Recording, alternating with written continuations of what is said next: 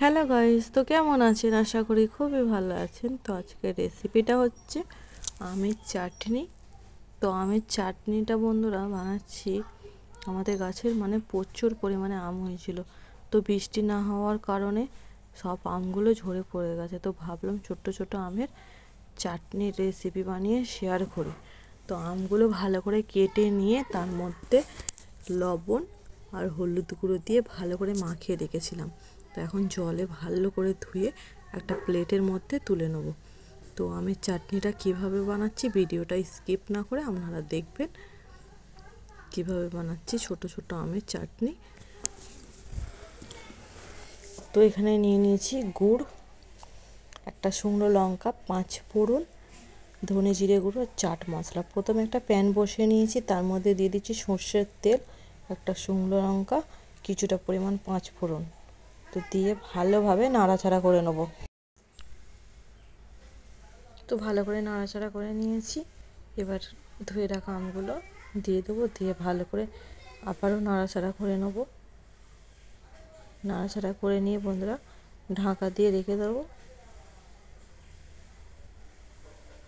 স্বাদ মতন লবণ দিয়ে ঢাকা দিয়ে রেখে দেবো। তো দেখুন ঢাকা দিয়ে রেখে দিয়েছি, কত পরিমাণে জল উঠেছে দেখুন। তো জল আর দেবেন না, অতি রেসিপিটা রেডি হয়ে যাবে। তো কিছু মশলা দিয়ে দিচ্ছি, হলুদ গুঁড়ো, লঙ্কার গুঁড়ো দিয়ে ভালো করে ফের নাড়াচাড়া করে নিচ্ছি আবারও।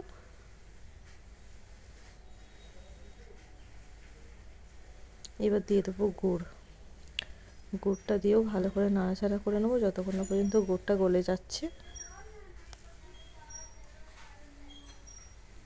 দেখুন গুড়টা গলে গেছে।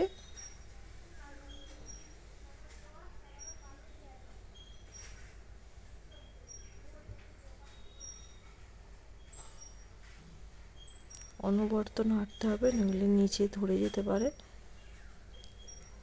এবার যে ভাজা মশলাগুলো ছিল সেগুলো দিয়ে দিলাম, দিয়ে আবারও ভালোভাবে মিক্স করে নেব। তো দেখুন এবার ওপর দিয়ে কিছু পরিমাণ চিনি দিয়ে দিচ্ছি। গুড় আর চিনি দিলে ব্যালেন্সটা খুব ভালো থাকে, টক ভাবটা বেশি থাকে না। তো দেখুন রেডি হয়ে গেছে রেসিপিটা। তো একটা প্লেটের মধ্যে তুলে নিচ্ছি।